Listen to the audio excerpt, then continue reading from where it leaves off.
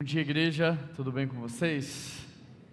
Como o Walter falou, eu sou o pastor sênior da Primeira Igreja Batista de Belo Horizonte, uma igreja de 112 anos ali na principal praça de BH. E quando vocês forem por lá, passarem por lá, a passeio, a trabalho, quero convidá-los para que vocês possam tomar um café, comer um pão de queijo com a gente lá. Vai ser uma honra muito grande de receber. Nós queremos retribuir todo esse carinho, pastor Clóvis, que a gente tem recebido aqui ao longo desses dias, esse acolhimento.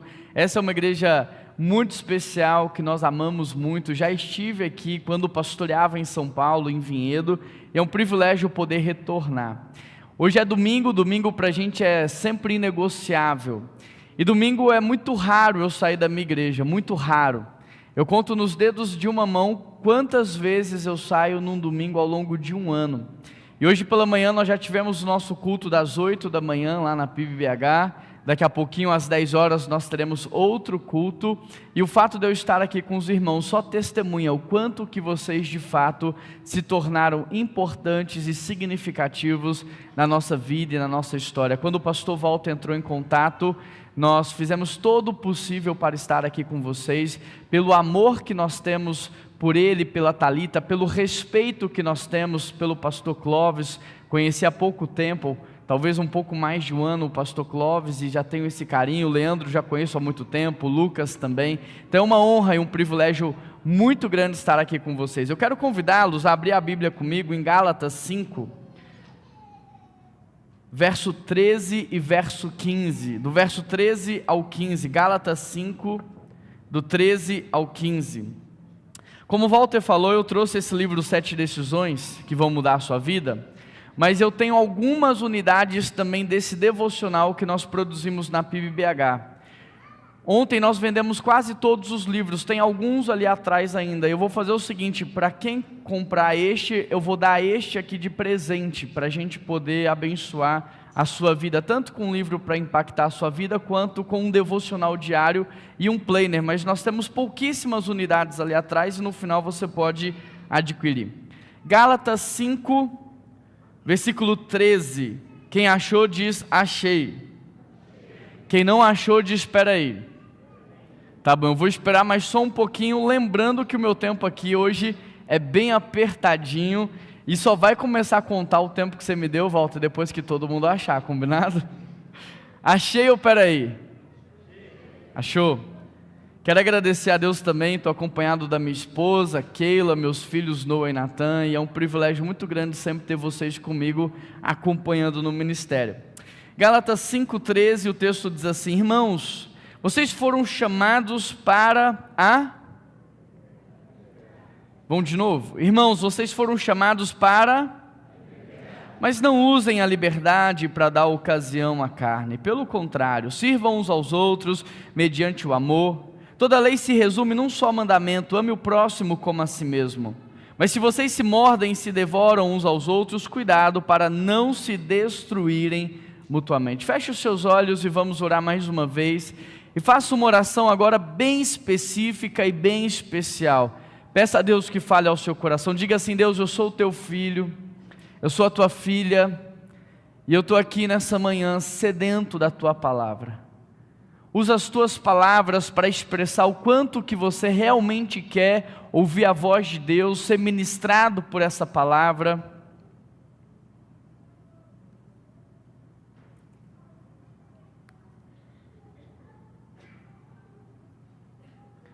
Senhor Deus e eterno Pai, nós queremos te agradecer, porque a tua presença é real, Pai.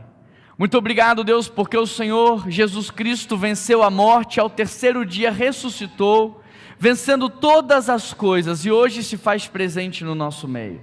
Obrigado, Deus, porque o Senhor não é um Deus criado, o Senhor não é um Deus feito, o Senhor não foi produzido de barro, ouro, prata ou metal, mas o Senhor é o Deus criador dos céus e da terra.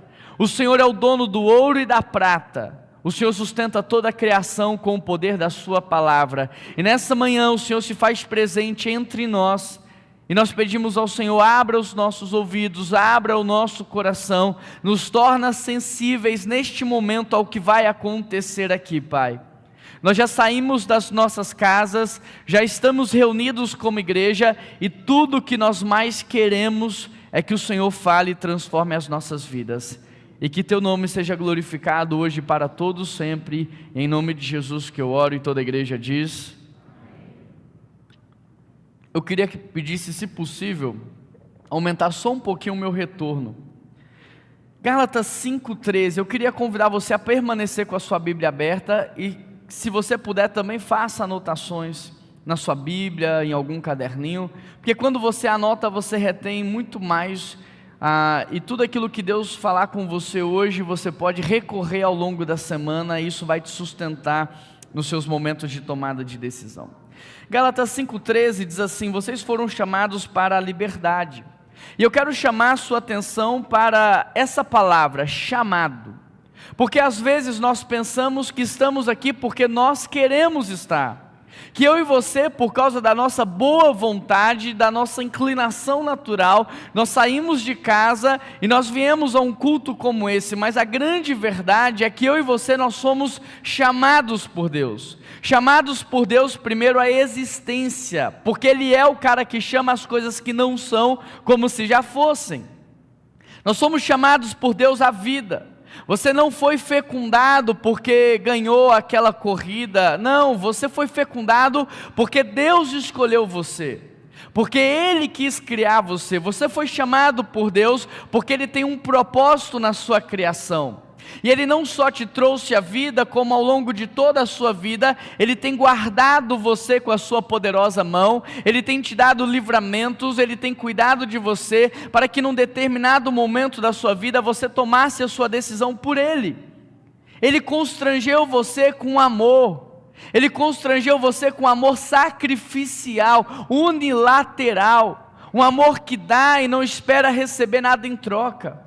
E então você abriu o seu coração para Jesus Cristo e Ele entrou. E Ele tem chamado você agora para uma vida de culto a Ele, uma vida que glorifique o nome dEle, uma vida de serviço. Mas o texto diz que nós somos chamados para viver uma vida de liberdade, e não uma vida de escravidão. Você foi chamado para viver uma vida de liberdade, você foi chamado para viver uma vida plena, e não uma vida de escravidão, e não uma sobrevivência. Sabe, me dói muito no coração ver algumas pessoas sobrevivendo, me dói muito no coração ver algumas pessoas se arrastando da cama, todos os dias pela manhã, torcendo para a sexta-feira chegar, torcendo para o ano acabar, e sem perceber, torcendo para a vida acabar mais rápido. Mas Deus te chamou para a liberdade, é isso que esse texto diz. Agora, eu e você, nós estávamos no lamaçal do pecado, nós estávamos de fato morrendo a cada dia, porque não é que Jesus no dia do juízo final vai te condenar ao inferno, não é isso. É que sem Jesus Cristo, por causa do pecado, eu e você já nascemos condenados ao inferno. O que Jesus Cristo fez foi intervir através da cruz. Ele está aqui dizendo para você: olha, tudo o que eu poderia fazer para perdoar os seus pecados, salvar a sua vida e te dar a vida eterna, eu já fiz. Agora você precisa abrir o seu coração e permitir que o Espírito Santo complete a obra que eu já comecei a fazer. Mas Deus então nos tira do lamaçal do pecado e Ele nos coloca num reino de luz. E no reino de Deus, no reino da luz, nós temos agora a liberdade. A liberdade para fazermos escolhas. E então, enquanto o álcool nos escraviza e tira o nosso poder de escolha, Cristo te liberta e Ele te dá o poder de fazer boas escolhas. Enquanto as drogas matam a nossa cognição, os nossos neurônios, e elas nos escravizam, Jesus Cristo vem para te libertar. Enquanto a imoralidade sexual te escraviza, Jesus Cristo vem para te libertar. Enquanto o dinheiro te escraviza a uma busca insana, a um desespero de alma, a pensamentos repetitivos, enquanto o dinheiro te escraviza, Jesus Cristo vem para te libertar. Só que, uma vez que isso é uma verdade, nós vivemos então uma tensão muito grande, porque William Hendricks diz que a liberdade cristã é como uma ponte que separa dois rios. De um lado do rio você tem a libertinagem, você pode todas as coisas, você faz o que bem entender, tudo lhe é lícito. Mas do outro lado você encontra o legalismo. Não, você não pode nada, você precisa se abster de tudo. E de acordo com o apóstolo Paulo, essa liberdade ela precisa ser responsável. Você precisa usar dessa liberdade com responsabilidade. É como dirigir um carro. Você tem autonomia e você tem liberdade para dirigir o carro para onde você quiser. Mas você precisa ter responsabilidade na maneira como você dirige esse carro. Há uma determinada velocidade que é segura, há uma determinada forma de direção que é segura, e se você não respeitar isso, pode ser que você cause um acidente e não só se prejudique, mas leve outras pessoas à morte. Por isso Paulo diz no verso 13, não usem a liberdade para dar ocasião à carne, pelo contrário, sirvam uns aos outros mediante o amor. O que ele está dizendo é, vocês têm algo muito poderoso na mão, e se vocês não usarem toda essa potencialidade da liberdade para o lugar certo, ela vai implodir vocês, porque vocês vão usá-la do modo errado. E o modo certo de usar a liberdade é servindo as pessoas. O modo certo de usar a liberdade é cuidando das pessoas. Ele diz no verso 14, ame o seu próximo como a si mesmo. E no verso 15 ele vai trazer uma advertência, não machuquem uns aos outros, porque vocês se automutilarão e se autodestruirão. Presta atenção aqui, a liberdade cristã não é uma permissão para você explorar o seu próximo. E sabe como que você explora o seu próximo? Quando você gera expectativa sobre ele. A expectativa é um desejo egoísta de ser satisfeito. E quando você gera uma expectativa sobre o teu irmão, você está aprisionando ele ao fato dele ter que agora te satisfazer nos seus desejos egoístas. A liberdade cristã não é uma possibilidade então de aprisionar aqueles que estão ao seu lado, para que eles vivam para você, não. A liberdade cristã é para que você possa servir o teu próximo. A liberdade cristã, de acordo com o texto, é para que você ame os outros, é para que você cuide dos outros. A liberdade cristã não é uma licença para pecar. A liberdade cristã é uma licença para você obedecer. Sabe por quê? Enquanto você está nas drogas, você não consegue obedecer. Porque aquela satisfação momentânea que a droga gera, ela passa muito rápida. E ela tem o poder de multiplicar o vazio que está dentro de você, e é por isso que você precisa de uma dose maior. E aquela dose agora maior te anestesia por alguns segundos, mas a sensação de vazio e angústia que ela gera é muito maior, e você precisa de uma dose ainda maior. Quem está alcoolizado, quem está drogado, quem está imerso na imoralidade, não tem liberdade para obedecer. Portanto, a liberdade cristã é para que você siga os princípios da palavra do Senhor. E eu quero ilustrar para vocês como um pai que tem uma casa muito grande, e ele chama os seus filhos, e ele diz assim, filhos, vocês têm acesso a todos os cômodos dessa casa, vocês têm acesso a todos os armários dessa casa, mas há alguns utensílios dessa casa que vocês não têm autorização de pegar. Vocês não podem pegar objetos pontiagudos, objetos cortantes, porque se vocês pegarem nessas coisas, pode ser que vocês se machuquem alguém. A liberdade cristã é como isso, Deus te dá acesso a todas as coisas, mas Ele diz, isso daqui é perigoso. E se vocês usarem isto, ou acessarem estes lugares, pode ser que vocês se machuquem também outras pessoas. E antes da gente avançar para o verso 16, eu quero perguntar, será que hoje você tem feito bom uso da liberdade que Deus te deu? Porque você de fato pode ir em todos os lugares, mas tem alguns lugares que não faz bem para você. Você pode acessar qualquer tipo de pessoa, mas tem algumas pessoas que estão influenciando você para o mal. Você pode fazer uso de qualquer coisa, mas tem algumas coisas que aceleram a sua morte. Será que hoje você não precisa entender que maturidade é reduzir, simplificar e renunciar? Será que hoje você não precisa entender que você precisa evitar lugares, situações e pessoas, e que ao fazer isso você está cuidando de si, mas cuidando também dos outros? Quero dar continuidade no texto, e o verso 16 diz assim, por isso digam, vivam pelo Espírito, e de modo algum satisfarão os desejos da carne, Pois a carne deseja o que é contrário ao espírito, e o espírito o que é contrário à carne. Eles estão em conflito um com o outro, de modo que vocês não fazem o que desejam. Mas se são guiados pelo Espírito, não estão debaixo da lei. O que o apóstolo Paulo está dizendo é o seguinte: olha, nós como seres humanos, nós não fazemos o que nós desejamos fazer.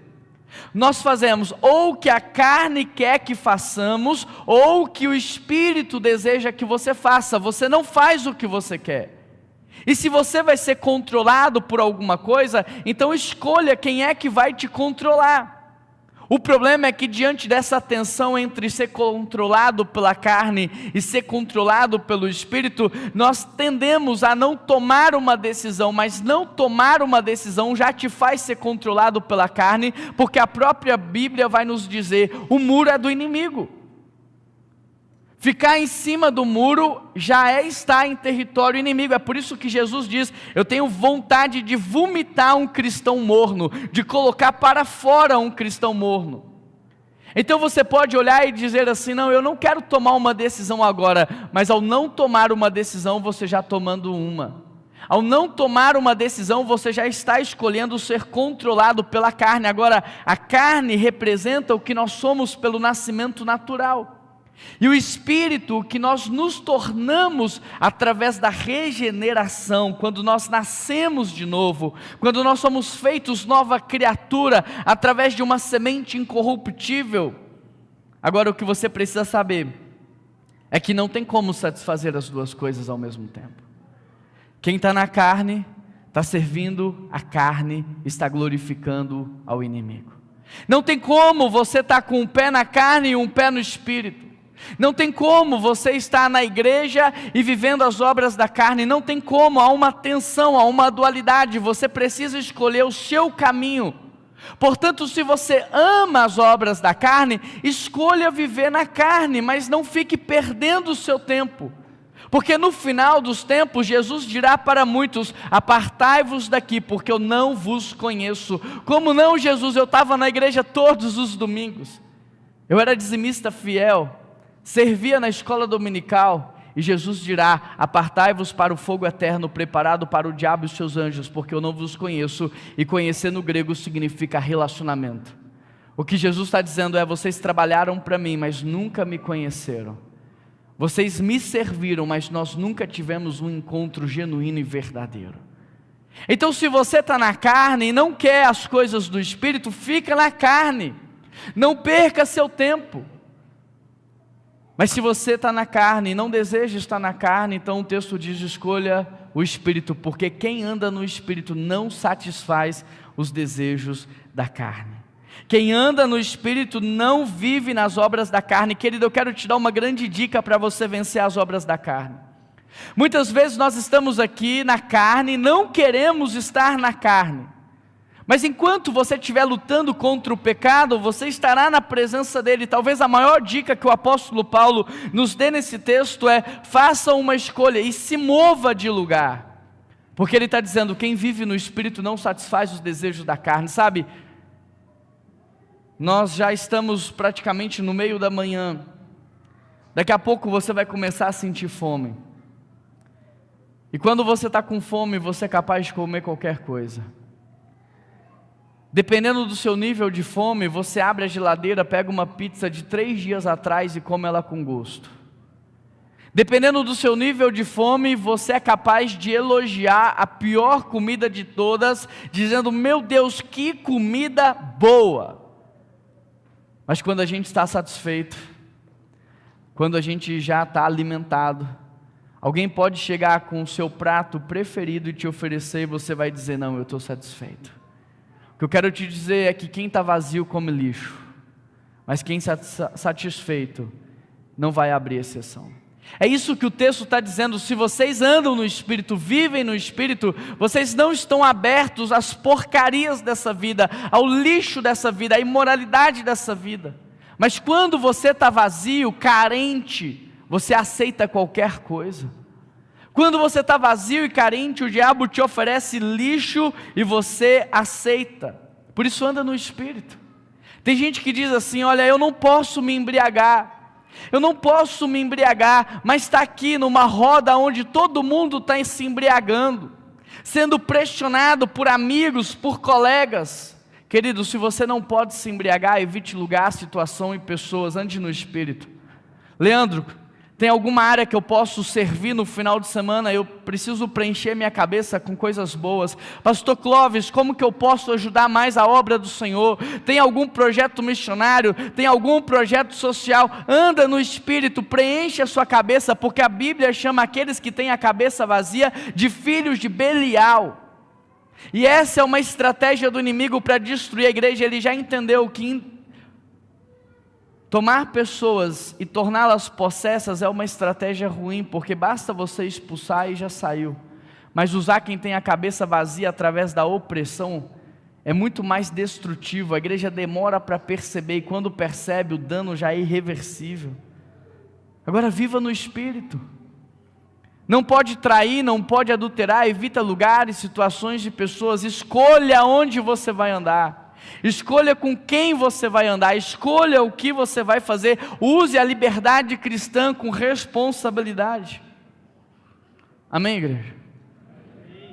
Verso 19, ora, as obras da carne são manifestas: imoralidade sexual, impureza e libertinagem, idolatria, feitiçaria, ódio, discórdia, ciúmes, ira, egoísmo, dissensões, facções, inveja, embriaguez, orgias e coisas semelhantes.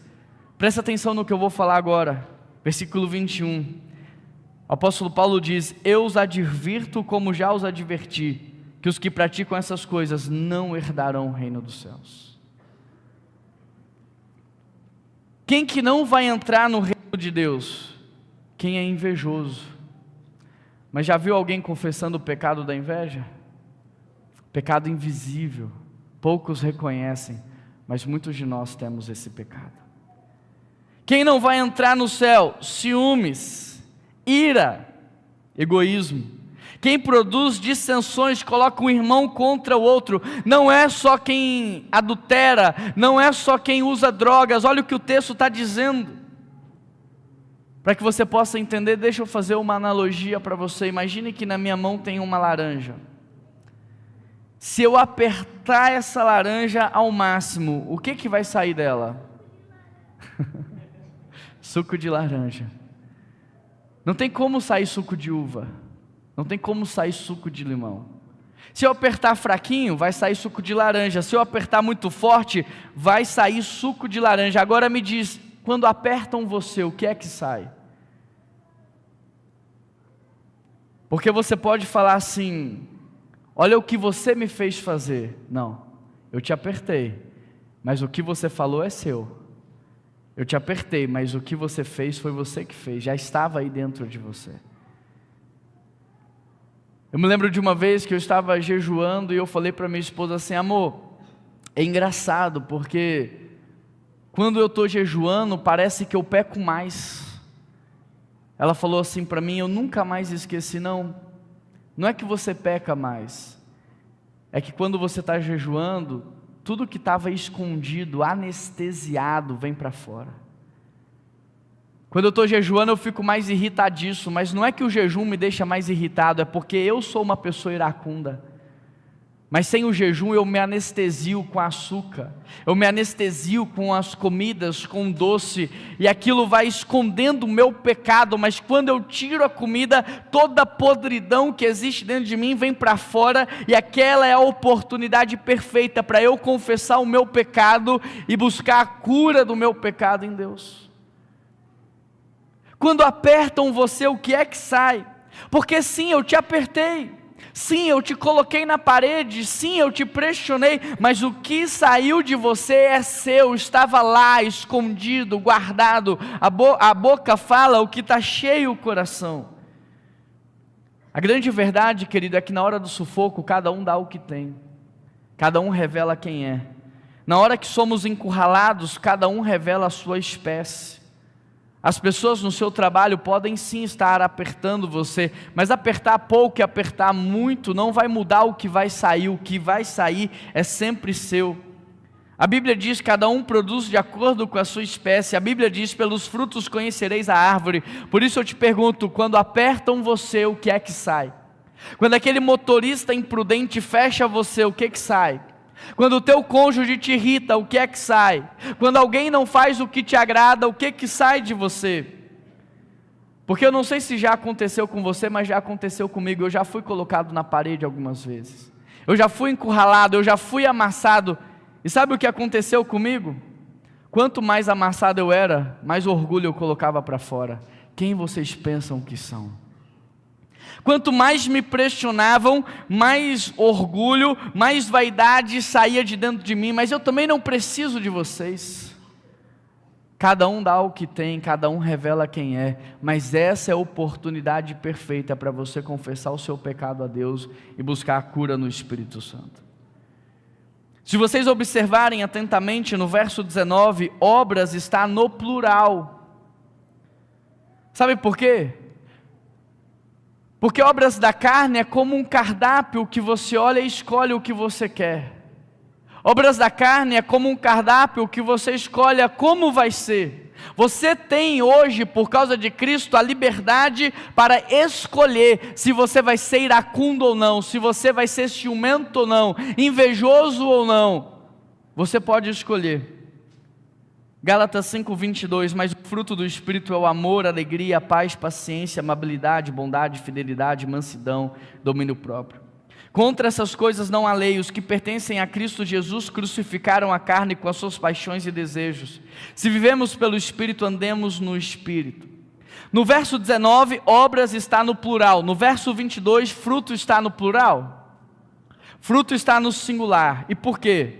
Porque enquanto as obras da carne, um abismo puxa o outro, enquanto nas obras da carne você pode escolher o que você quer ter ou não, no fruto do Espírito você não tem escolha. Você não tem como escolher ter amor e não ter paz. Dizer assim, não, com alegria eu dou bem, mas com amabilidade eu tenho dificuldade. Não, o fruto do Espírito que o texto está dizendo, ele vem de uma vez. Ele não é gerado em partes. Não tem como você ter uma parte e não ter a outra. Enquanto as obras da carne é como um cardápio que você escolhe o que comer, o fruto do Espírito é como um chefe de cozinha. Você escolhe que chefe vai servir você. E quando você escolhe o Espírito Santo, ele traz a entrada, o prato principal, a sobremesa e a bebida. Você não escolhe, ele coloca na sua mesa tudo o que você precisa. Obras da carne no grego é ergon, que significa gerar de acordo com a espécie. A laranja gera laranja, a uva gera uva, a maçã gera maçã, cada um gera de acordo com o que é. Mas o fruto do Espírito aqui no texto, a palavra fruto no grego é karpoides, que significa gerado em mim. Enquanto obras da carne é o que eu gero, fruto do Espírito é o que é gerado em mim. Querido, só tem uma forma de você que está aqui nessa manhã me ouvindo, ter amor, alegria, paz, paciência, amabilidade, bondade, mansidão, fidelidade e domínio próprio. Você precisa aceitar Jesus Cristo como o Senhor e Salvador da sua vida. Você precisa deixar que o Espírito Santo cele a sua salvação. Porque se isso é uma verdade, ele vai esvaziar você do orgulho, da vaidade, do ego, da presunção. E quando você estiver vazio, que foi o que aconteceu em Filipenses capítulo 2, ele não se apegou ao fato de ser igual a Deus, mas esvaziou-se, humilhou-se, tornou-se humano, foi obediente até a morte de cruz. Quando você estiver vazio de toda a carnalidade, você vai ser cheio do Espírito Santo de Deus. Sabe do que Jesus quer te encher nessa manhã? Da paz que excede todo entendimento, da alegria que transcende os prazeres humanos, do amor incondicional, da mansidão, do domínio próprio, da longanimidade, da paciência, da bondade. E é por isso que a Bíblia diz: necessário vos é nascer de novo. É por isso que a Bíblia diz que você precisa ter um encontro com Jesus Cristo, porque esta é a única forma disso acontecer. Se você parar para pensar, os dons do Espírito, eles capacitam você para servir, mas o fruto do Espírito é o caráter de Cristo revelado em você. E às vezes a gente busca muito mais os dons do que o fruto. O fruto do Espírito é o retrato do caráter de Cristo. O fruto do Espírito é o caráter de Cristo sendo gerado em você através do Espírito Santo. Por quê? Porque você não vai para o céu com esse coração que você tem. Você não vai entrar no céu com essa mentalidade que você tem hoje. Jesus Cristo era unigênito, se tornou primogênito, e Ele é o nosso exemplo, o padrão de todos os irmãos que vão viver no céu. E só tem como entrar no céu quem tiver o caráter de Cristo, e só vai ter o caráter de Cristo, não é quem é bom, não é quem é capaz, mas quem aceitou Jesus no coração e permitiu que o Espírito Santo gerasse nele o fruto do Espírito. Interessante, porque o fruto do Espírito, como uma transformação de caráter, ele modela os nossos relacionamentos.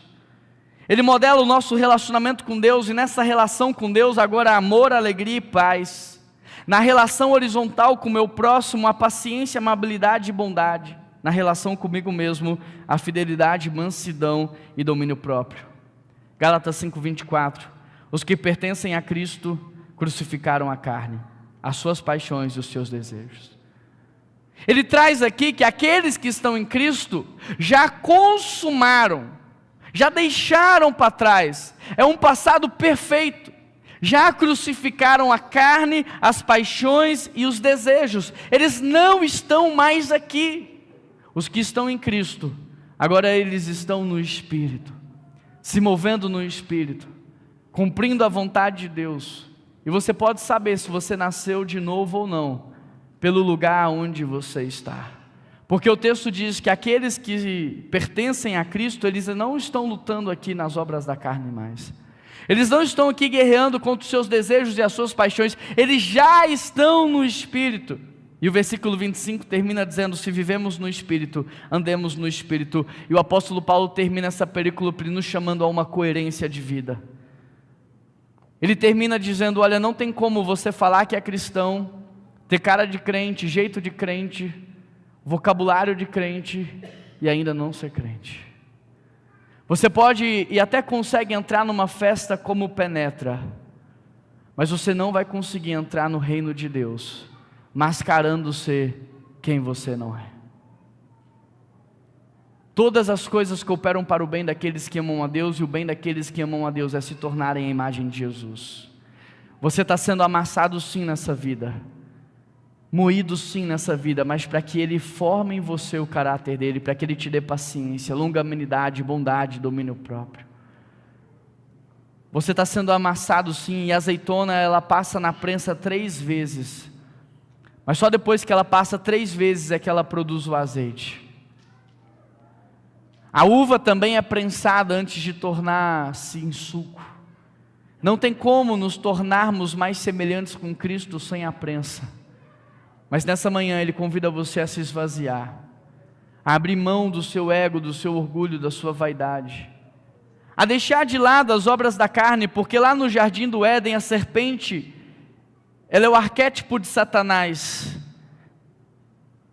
E Deus olha para ela e diz: você se rastejará sobre o seu ventre para todo sempre e se alimentará do pó da terra.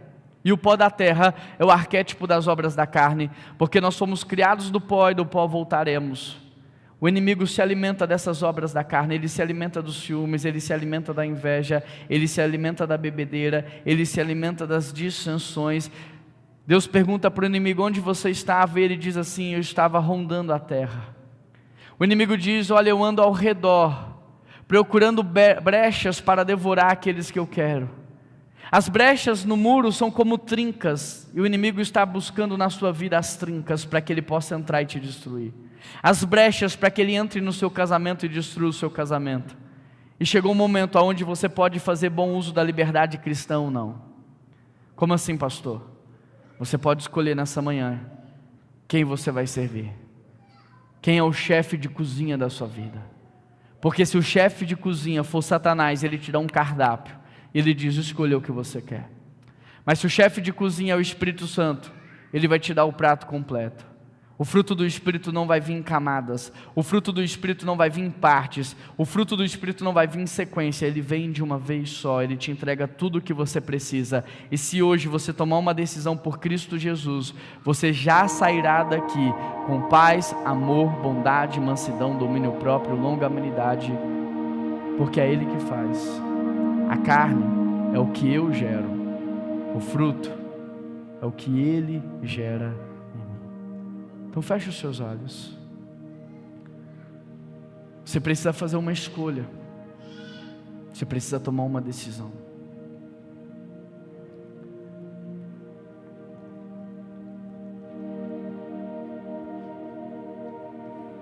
O seu futuro é construído a partir das decisões que você toma no presente. Não tem como viver um avivamento sem decidir andar no Espírito. Não tem como o seu casamento melhorar se Deus não fizer parte dele. Não tem como você ser como uma árvore que gera frutos no tempo certo e tudo quanto faz prospera, se você não estiver conectado à fonte da água viva. Carne é o que você anda gerando por aí, mas o fruto é o que o Espírito Santo quer gerar em você nessa manhã. E se nessa manhã você toma a decisão de deixar o Espírito Santo de Deus gerar o fruto em você, eu queria convidar você a se colocar de pé onde você está. Sabe por quê? Porque o inimigo não conhece a sua mente nem o seu coração. Ele precisa ver o que você está fazendo, para ele entender que ele perdeu você, que as correntes estão sendo quebradas. Ele perdeu você. Ele não é onisciente como Deus é. Ele não tem como ler o seu pensamento que está dizendo: Deus, eu quero você. Mas quando você se posiciona, você testemunha para o mundo espiritual inteiro saber que a partir de hoje você vai viver uma vida diferente. Pai, eu quero te agradecer por todos estes que se colocaram de pé, porque eu creio que o novo tempo desta igreja tem a ver com essas pessoas. Eu creio que o novo tempo do Senhor em Piracicaba tem a ver com essas pessoas que estão dizendo mais de Deus e menos de mim. Tem a ver com essas pessoas que estão se humilhando publicamente, mas ao mesmo tempo se esvaziando publicamente. E eu peço ao Senhor, Deus, que nos esvazie até a última gota de quem somos. Arranca na raiz toda maldade que é em nós, toda imoralidade, porque nós interpretamos o outro a partir de quem somos. Arranca, Senhor, toda a raiz de amargura, angústia, tristeza, raiva, inveja, ódio, dissensões. Arranca, Pai.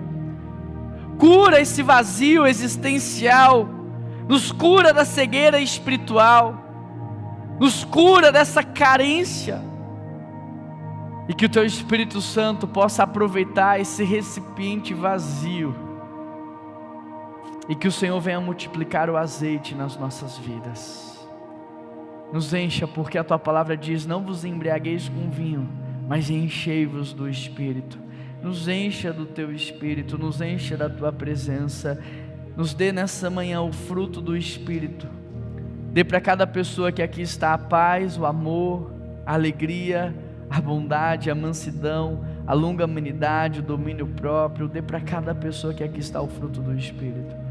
Mas eu peço mais: transforma o nosso caráter e também nos capacita para servir através dos dons. E distribua os Teus dons aqui como o Senhor bem entender, da maneira como o Senhor deseja usar cada pessoa.